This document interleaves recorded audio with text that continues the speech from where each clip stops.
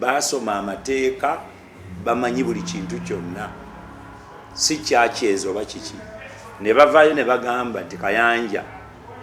ne banne ebintu oli bye yali awawaabira nti bamuzaako omusango bituufu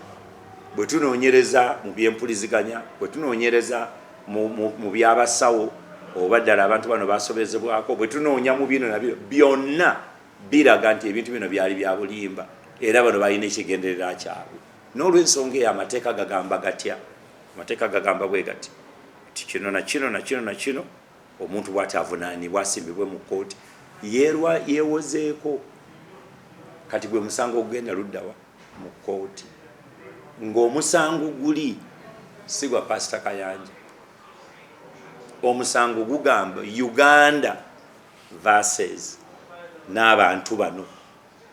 so muwabi wa gavumenti yawoza omusango guli omusango si gwa Pastor Kayanja musango gwani gwa gavumenti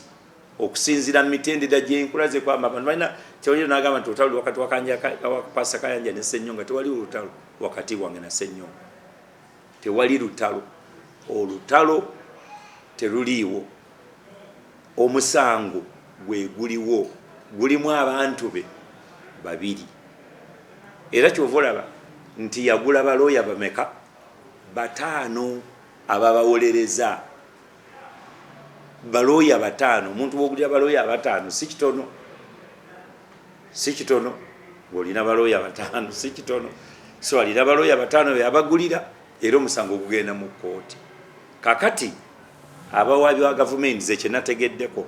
era kyenalabyeko nti buli bujulizi bwe baleeta obulumika abantu bali kkooti ebutwala buli bujulizi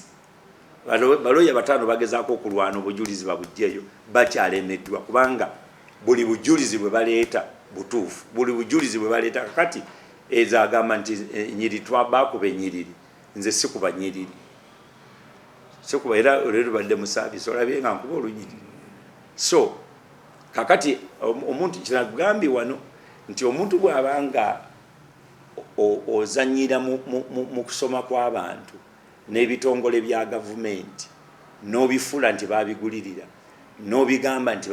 byalidde enguzi n'obaga balese bya bulimba ng'ate naye wennyini omanyi oli mukwasisa w'amateeka kuba bwobanga obulira enjiri oba abantu bakwasisa amateeka mu Uganda tulinamu amateeka tulina honorable minister wano minister ali wano atula mu parliament atula mu cabinet byajje mu cabinet tasobola kubitwalawo mu parliament okujjako nga babimutumye ogendayo so kakati boddira nenkera wano makya neŋŋamba anze ndi ku Katonda yekka I don't care about government parliament they are all crooks government they are all wrong police they are corrupt ekitongole kiri bakiguze kakati gwe bwali otwala omusango wagutwala ku police tewagutwala mu ggulu kubanga nga bagutwala lukali omusango jage mujimpe mwena muli babbi omusango gwange nze njitwala wa Katonda Almighty God emisango gijino will be having a different conversation.